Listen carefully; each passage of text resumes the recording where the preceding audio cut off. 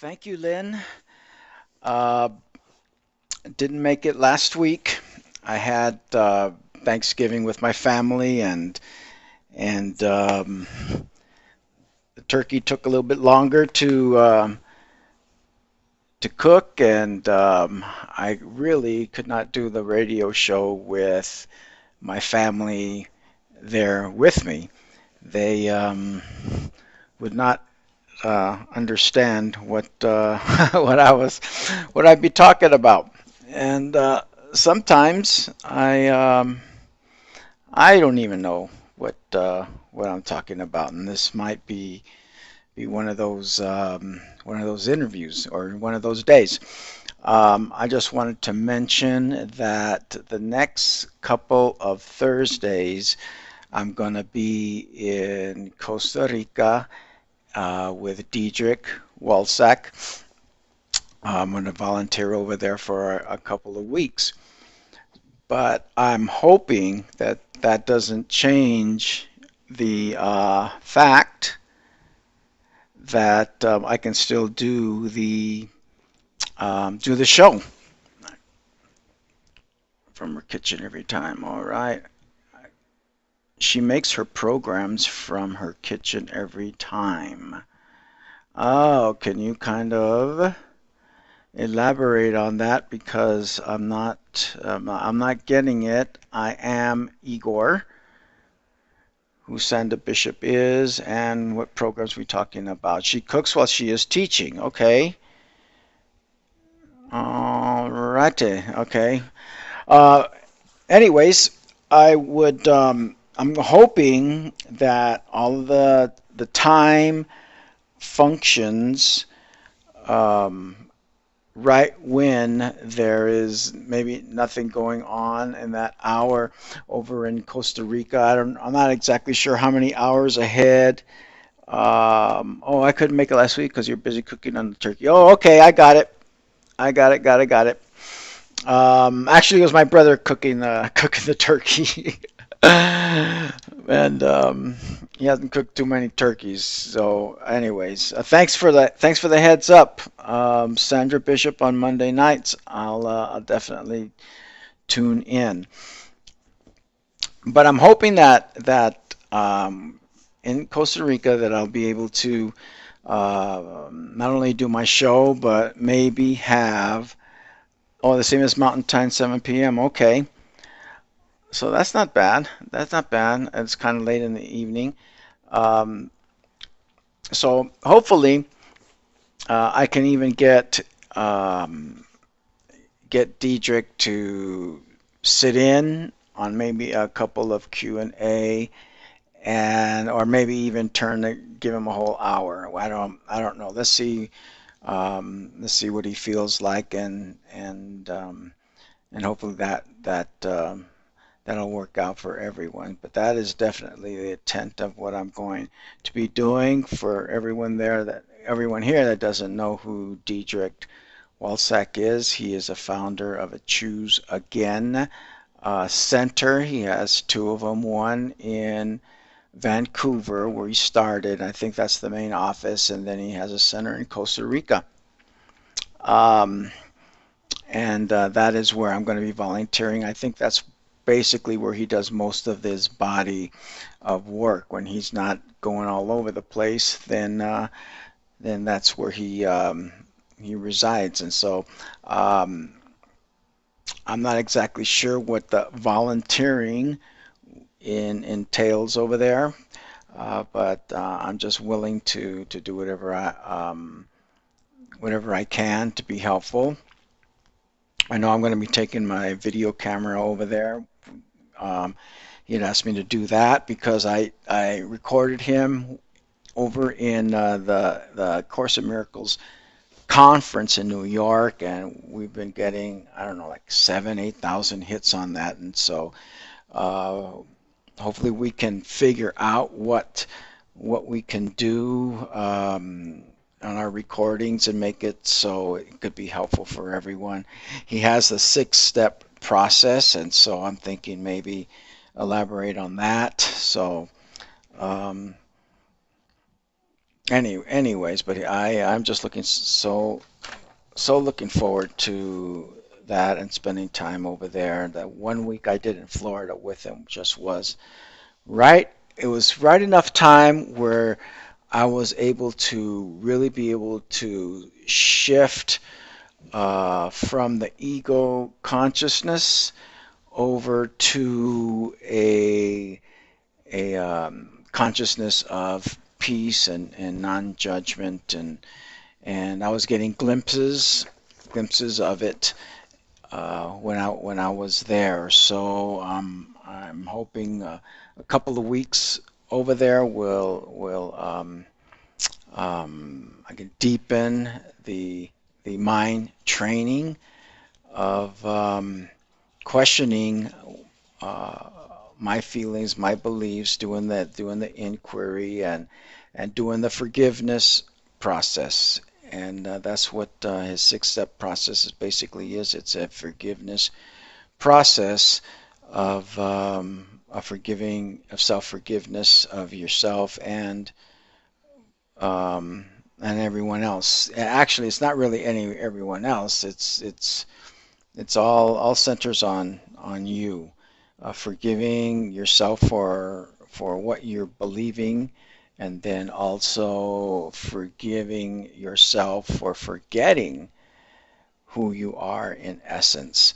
And those are the final two I don't know that it's those two things are in the final step, but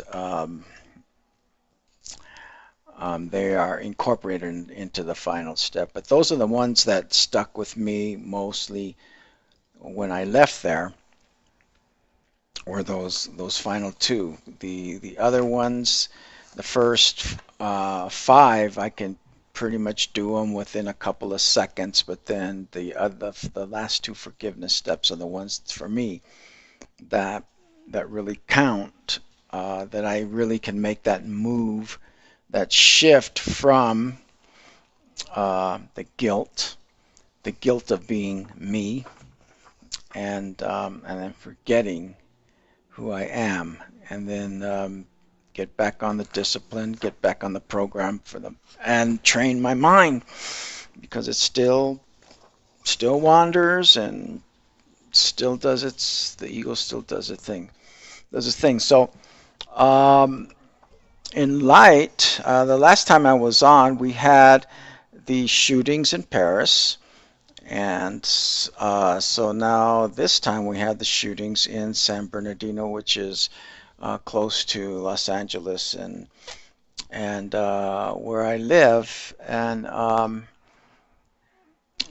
for me, this just uh, calls out for how in well, I hate to say how important, but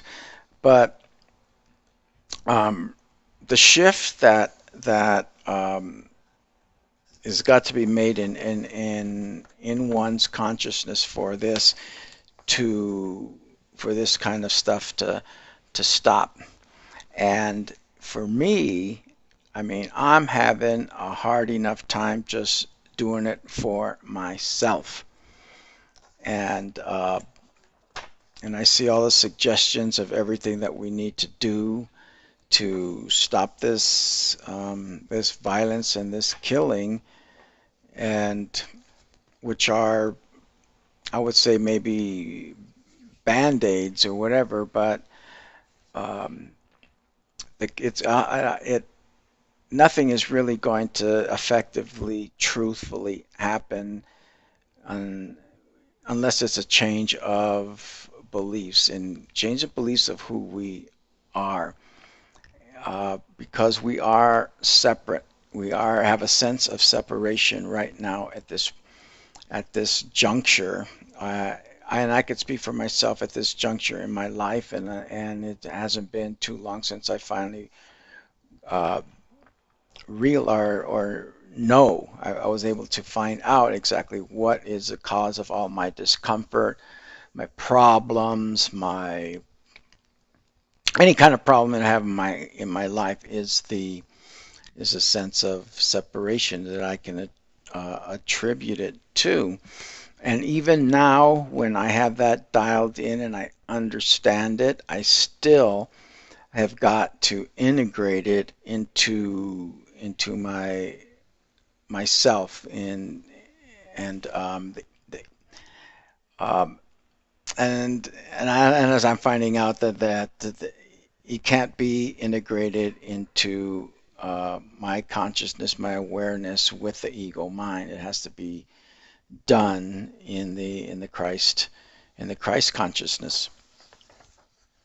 And um, so when I see everyone crying out for all the legislation and all the things that really need to be done, they're doing this thing uh, with a sense of separation. They're looking at or um, they're looking at everything like pointing fingers that this person is separate or whatever people are separate, and there's a solution that can be legislated for this kind of stuff. Um, and when I look at it, I it reinforces for me.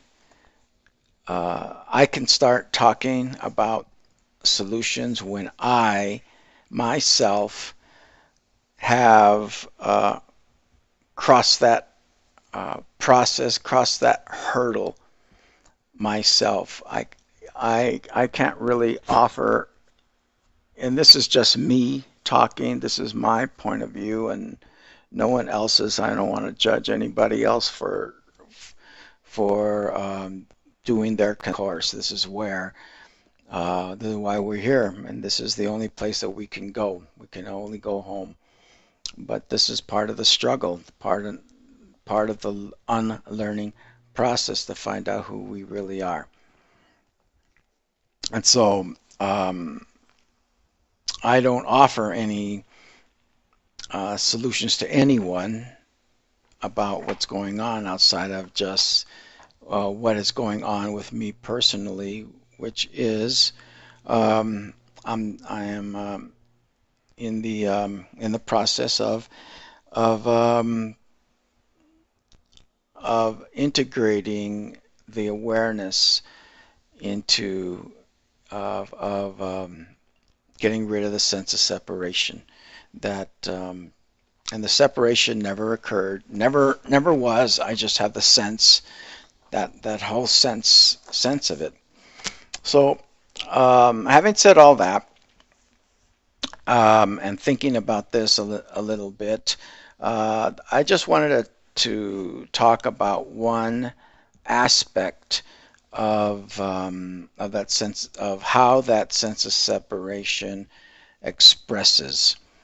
And like I said, this is just a one movement to uh, towards the Christ consciousness, and it is not to bring out like solutions, like this is a solution, and everyone can should do this because this is just my journey, and if it resonates and it helps to anyone that's on the same journey, then then that's what my purpose is. But I'm not the one to talk about anything, and I can't even do it myself yet. Even though it'll be I think 4 years since I've been studying the course, 4 or 5 years, I can't remember, since about this time in 2011, whatever that makes, 11, 12, 13, 14, 15, 4 years, 4 years. Okay, but anyways, I titled this thing called "I Don't Want a Meaningful Life." I mean, you heard that right. I don't want a meaningful life. And to start it off, it sounds kind of crazy, but because it's all my life, I've always wanted to know what does my life mean, and I wanted to be involved with meaningful people and do meaningful things and participate in meaningful purposes. And most of all, I wanted that one meaningful relationship, that that one person that was going to give meaning to my life. And um, and in looking for a meaningful life, it always has occurred to me that it's always not now.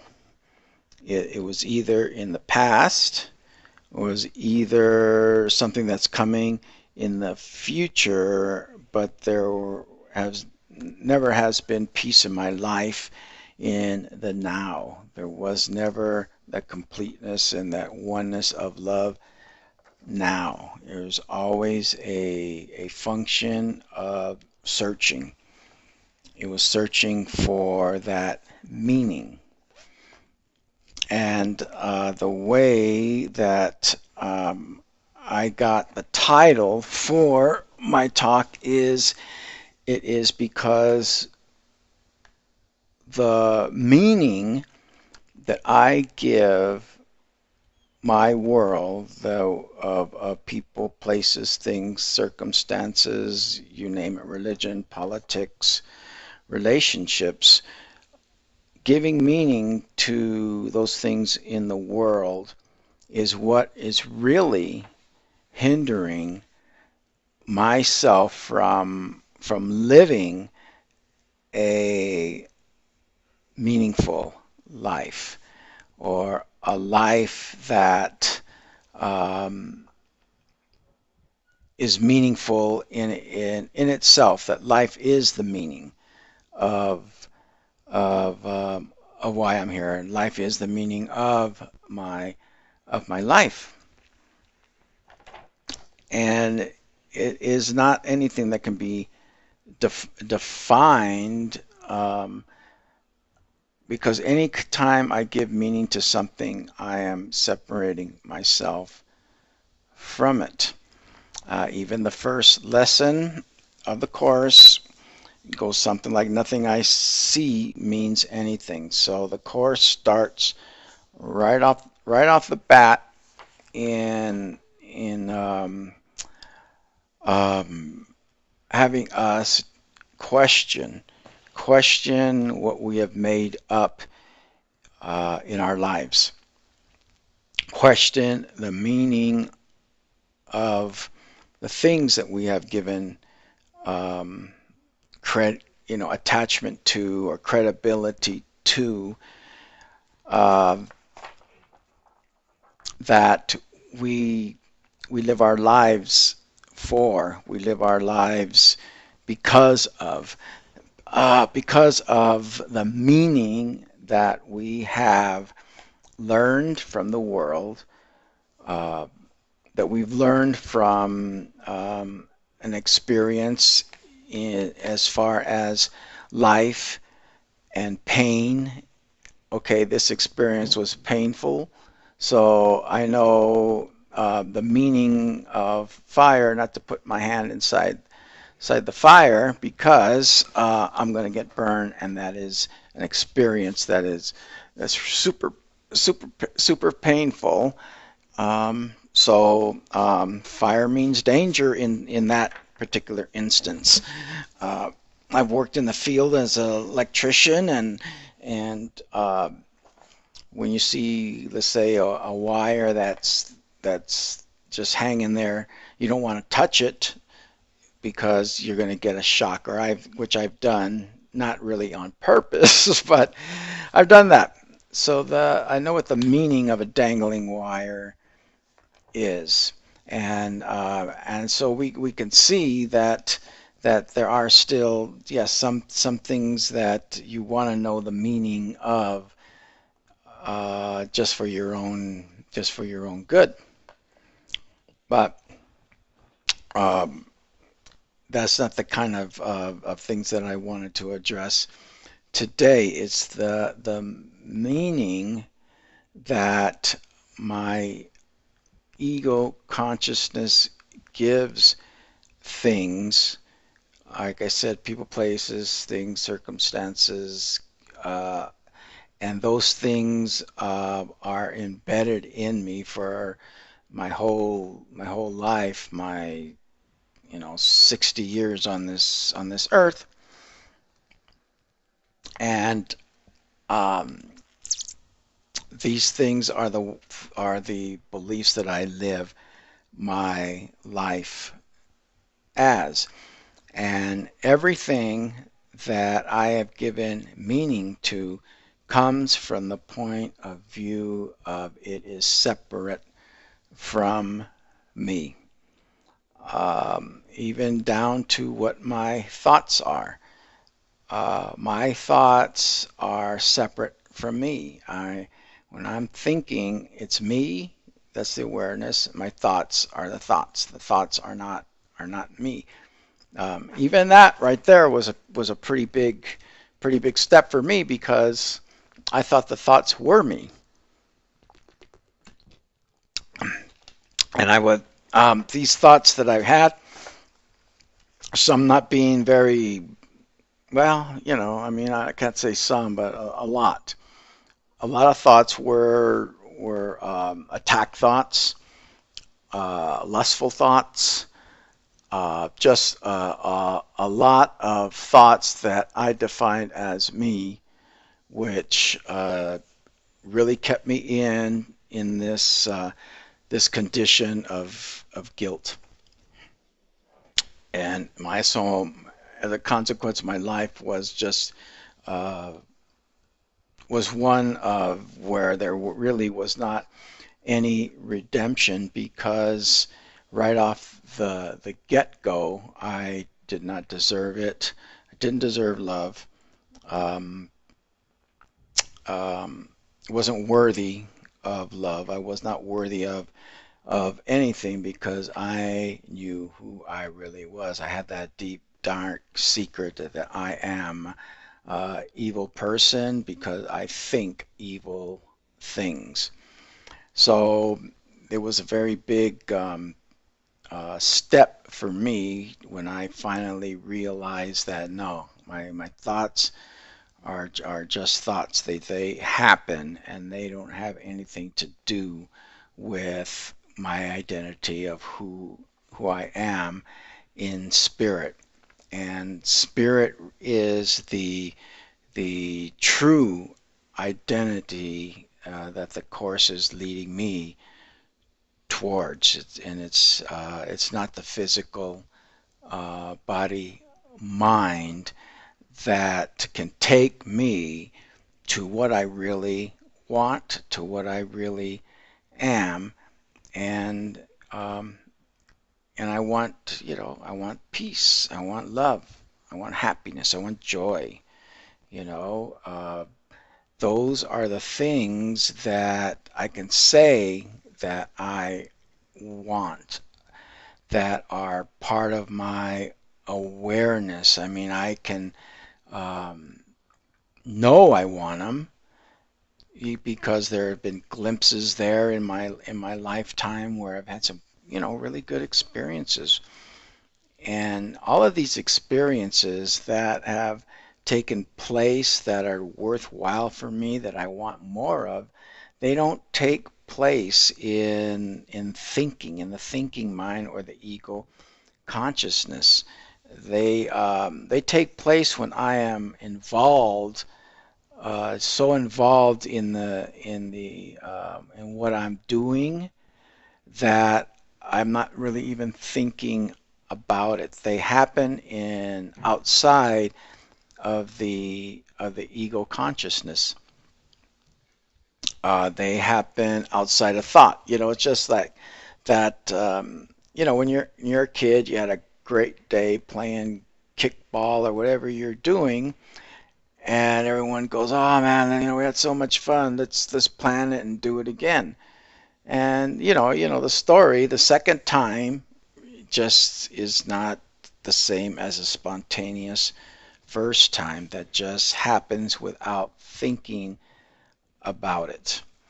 And it is basically what I believe, that the ego cannot experience anything that is not without thought, premeditation, or whatever, and most importantly, judgment. Uh, the ego will go into this, okay, let's do it again the second time, with a judgment, an expectation of fun, let's say. Uh, but the ego can't get there because it is now a judgment. Now it has to have this certain amount of meaning, whatever I'm doing, or else um, it is not what I want. It's not the oneness involved experience that I experienced the very first time around. Um,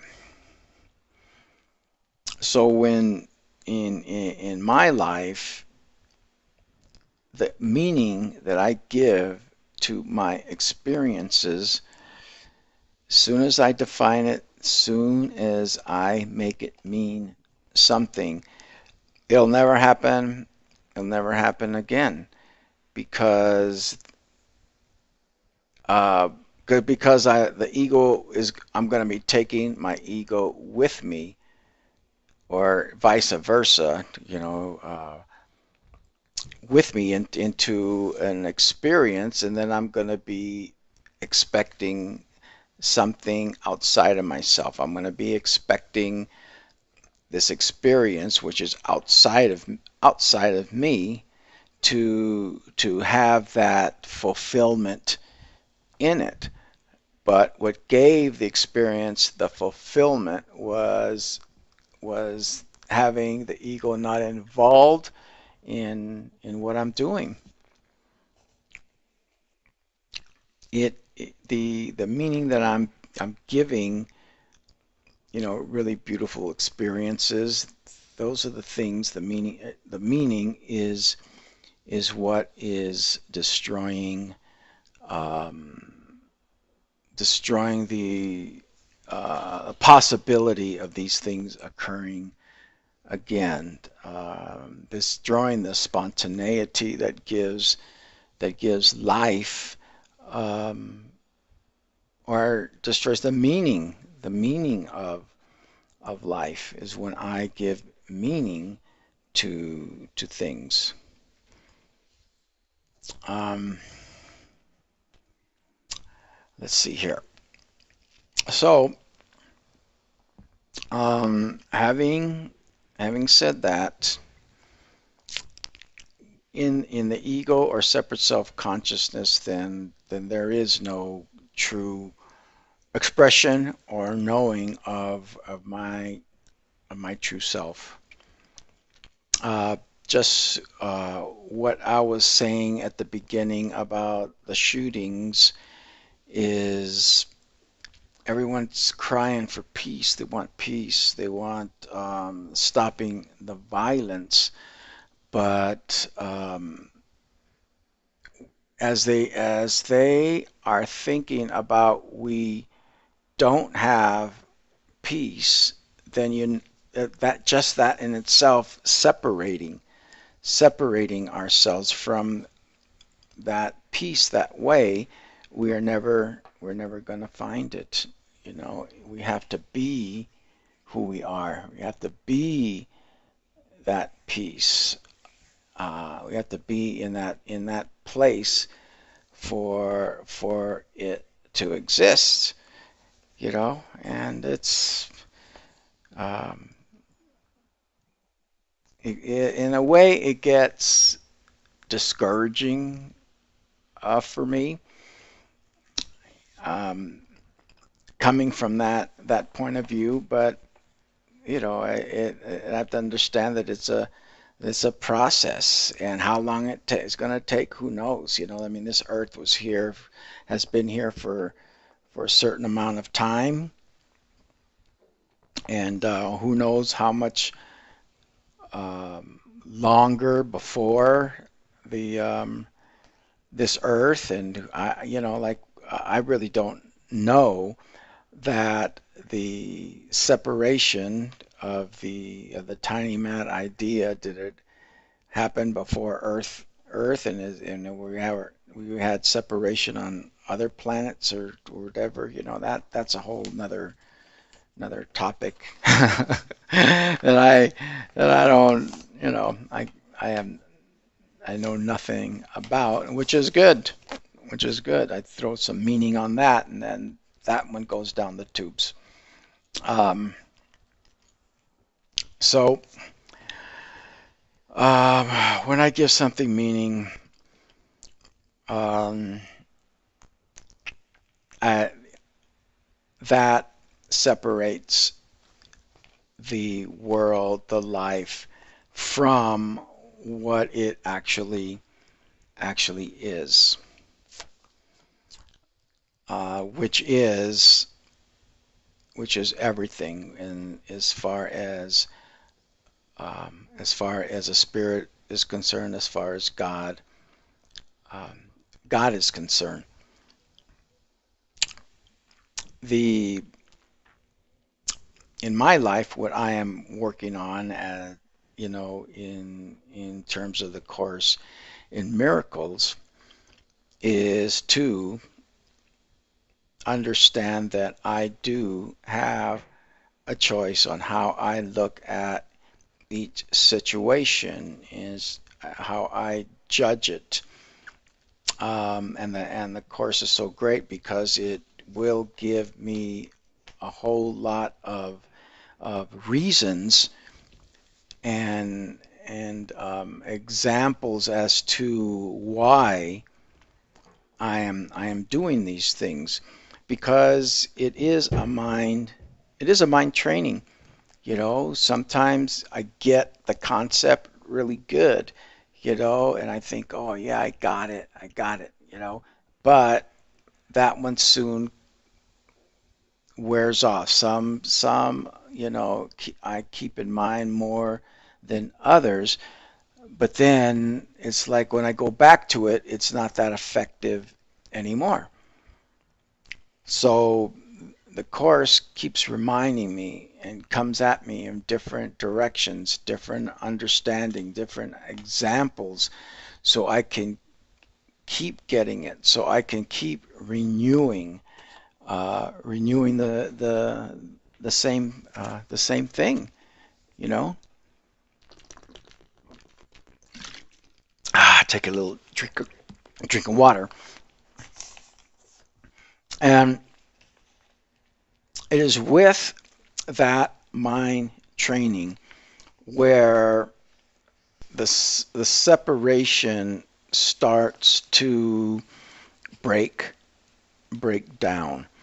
Um, it the realization that um, I have given meaning to everything that I see, um, gives light to that I can change these meanings. And basically, what I'm finding out is that I'm changing them into nothing or everything, uh, depending, I guess, on what it is. I do believe that uh, as I let go of these blockages, these meanings, then life, what it really is, can be revealed to me, because the essence of life is already who I am. So as I drop the meaning of this and drop the meaning of that and drop the meaning of that, and so when I'm in that, whatever that situation is, or in that relationship, or in in any circumstance or whatever, especially with myself, I can look at it and understand it for what it is in a in a spiritual loving matter. And I like that analogy where when someone's in love the first time, or when you have that that love at first sight thing, or you just love a person. When you're doing that, your whole consciousness gets off of the me, so um, you're not in a separation mode, and because this person that you supposedly love is taking all of that away from you, is taking away all that separateness from you. But it's it is it's not really a true a true love, because what I'm doing is, I'm just like I do with everything else in my life. I embody this person with all these qualities of she's going to do this for me, and she's going to be this for me, and her love is going to matter more than everything with me, and then we all know what the story is after that. Is it just it the truth of of the way that I am evaluating a person starts revealing itself as separate. My judgments, I start judging. And this has nothing to do really with the other person. The other person is sacred, holy, whole, and complete from start to finish. It's my it's my making, or giving that person that meaning, that role, that that makes me believe that she is this and she is that. It all happens within my mind and not anyone else's. My ego mind that believes that in separation I can achieve wholeness. And it took me a long time, but I finally realized that that is not the way to do it. The When I look at someone, I'm looking at myself. I'm looking at the spiritual self, and only the spiritual self. When I say I'm looking at myself, I'm not looking at my ego self, my separated self. I mean, when it took me so long to that whole concept of your brother being just like you and is you.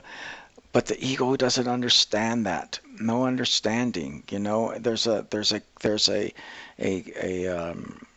concept of, okay, yeah, the guy's another human being, has feelings like me, and has a heart and pumps and all that kind of stuff. Oh yeah, I get it. I could see how he's just like me, but not really feel it at a gut level, or really embody embody it. And the only way I was able to do that was to take it to that spiritual level, which is beyond the thought,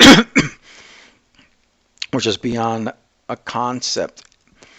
And it is the oneness, the reality of the oneness, that puts it all together. And I'm not saying that I got all of that dialed in. I can understand there isn't a difference between myself and anybody that's listening to this, or my neighbors, or whatever, in a spiritual sense. The God exists in its fullness in everybody, and in everything. So there the the beliefs of what I of what, let's say, what the person has, that the person's, the way I give meaning to a person in the ego mind in this world is how the person looks, the person's behavior, the person's beliefs. Is he Democrat, Republican, or this color, that color? Um,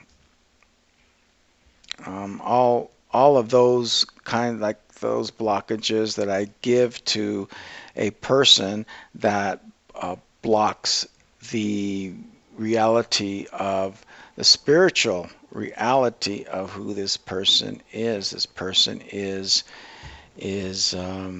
me. And so this brings up another point that I was take that I, while I was thinking about this, that when I'm really looking at a another person as my brother in a spiritual reality, there really is no one there, because in a spiritual reality there's only oneness. So there is not a separate consciousness there, a separate person, a separate entity. And when I'm saying no body, there is no body there. There isn't a separate consciousness. There is not a separate person with a separate name and a separate existence. All of this has come about by our desire and our tiny mad idea to be separate. So as we are getting rid of the ego blockages that we put meaning on everything, it appears that this is the route of oneness and way oneness is going to go, where we don't have the sense of separation in oneness.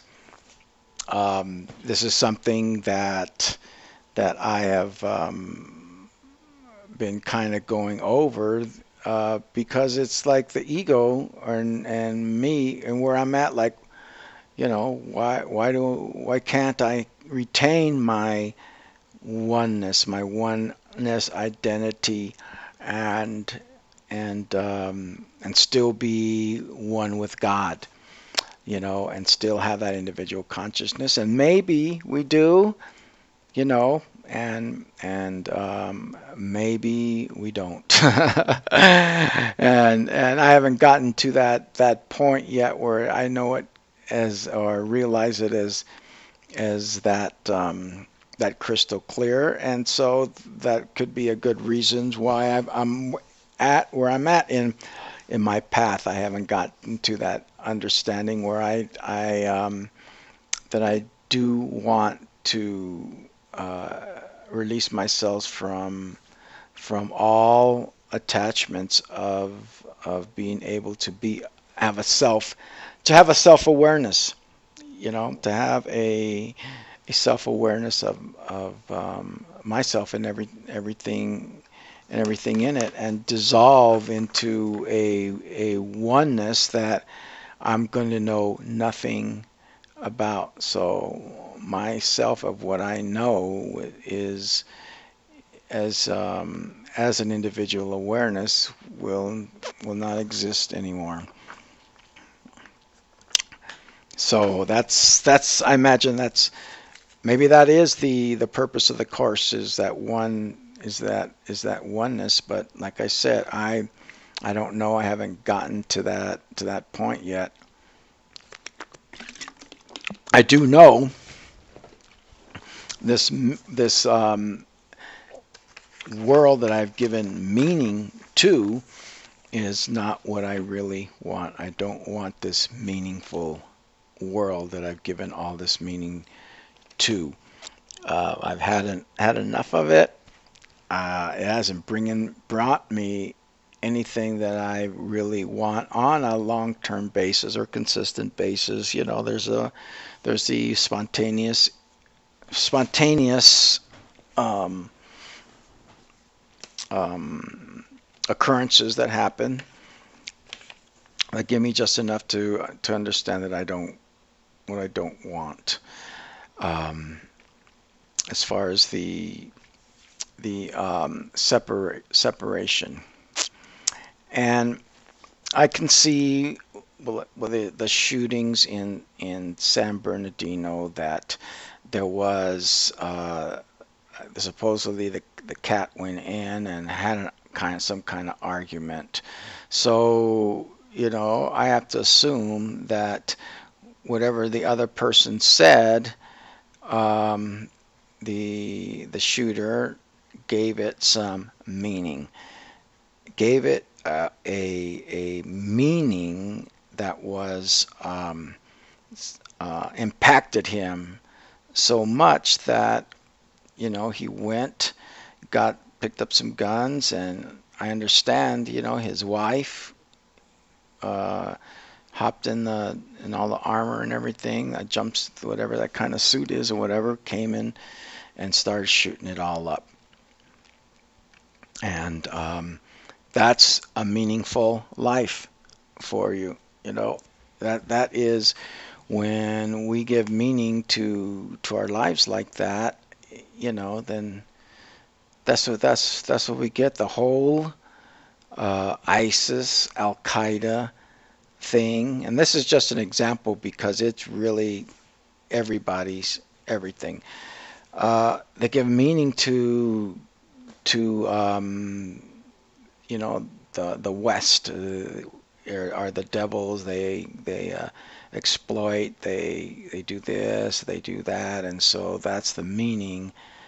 The separate, a meaning of separateness that is really exists within each and every one of us because that's the way we're born. We're born in separation, and we invent and project that separation out to our well, a lot of time, most of the parents are the first thing that we see out there. So now it's like, okay, well, my mom said this to me, my dad said this to me, and so I project that meaning of separateness onto them, and so that I'm blaming them, for all of my qualities of negative qualities or whatever that I have, but all of it is just separateness. I mean, behind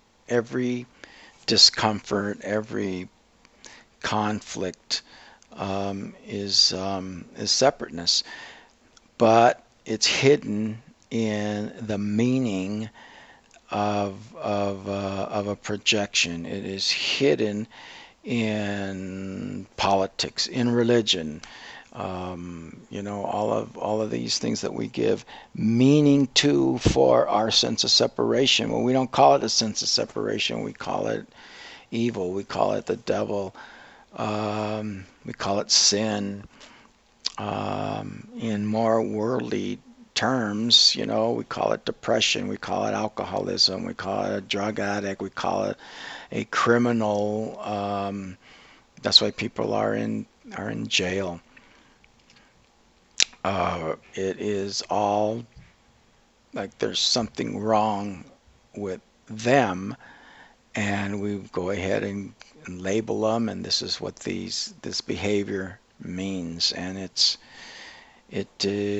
and I've walked that road of the alcohol and all that, and all it was is trying to not feel the meanings or the distress of the stuff that I gave meaning to, and I couldn't control the situations of the pain of the situations couldn't control them how they were going. I had a business, and the economy was going bad, and they couldn't support the business, and I had no control over it at all. But um, the meaning I gave my business to acquire the big house and the cars and the lifestyle and all of that, that was the meaning of my life. That was the meaning of my life.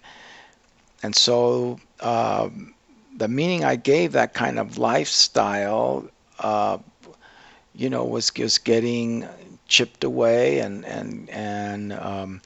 going away slowly but surely, you know. And I couldn't hang, I couldn't hang, and so started hitting the booze and to I guess you call it self-medicate, because there was nothing I could do about it. The ego held on to these beliefs. There wasn't any place I could really go, you know, if it, because the ego had attached onto there wasn't a spiritual alternative. Now, I was in like science of mind, and but I saw those teachings as a way that I, as the ego, could get things. I could use this teaching to get peace, get money, get abundance. That was the purpose, and it was an ego purpose, which means that it just was never gonna happen, because I was using it for the concepts and everything, um, for myself, um, is um, is is basically not, what is what the ISIS is using that religion for or that thought or whatever, for an ego purpose. It's like if they're going to get rid of the whole United States and everything, and now the world's going to be all peaceful, and then we're talking like, okay, if we get rid of them and wipe them off and bomb them, and then we're all going to be okay. But it's not going to be that, because the ego needs something to project the separation on, to something to blame their loneliness on, their depression on, their sadness on. The ego's got to project that out, and it's gonna project it into something, and in my life it was I would project it into, the people that were closest around me, especially the relationship. If she would just do this and that or whatever, then. But the ego has to project it out. Has to project it out, because it doesn't know true peace. It doesn't at all. So that is pretty much where what I had to say. Let's see, I wrote down a couple things. Yeah, relationships definitely, and as long as I give meaning to the world, as long as I give meaning to anything, I'm not going to experience who I am. I'm not going to experience that oneness. And to be truthful, I I'm not even sure that I want to go to that nothingness of being just not aware of anything. But maybe that's not the way it goes. Maybe in oneness you still have awareness. Who knows? But sooner or later I've got to get there. I've got to get there, because that's the road I'm going. I already know what the meaningful life is all about. and I probably nearly died trying to hold on to the meaning that I gave my life. That that I was supposed to be, well, I was supposed to be, who I was with the world, as the world. What is this world going to think of me? But it really wasn't even what the world was going to think of me really had anything to do with the depression and everything. It was what I believed about myself. My made up life was going down the tubes, and there was nothing to hold on to. But it turned out to be the best thing that ever happened to me, because then I had to let go. I had to let go, and then it created that void in me. I didn't have my business anymore. Consequently, didn't have the money anymore. My house went bye bye. The whole lifestyle went bye bye. So I had to accept the fact that I am not that. I'm not this idol that I made up. And at that time, when all of that was happening, then that's when the course entered my life. It was just perfect timing. Actually, I was going to go back to like science of mind stuff, and it was just through coincidence, which I guess there's no such thing as coincidence. It's that synchronicity, is that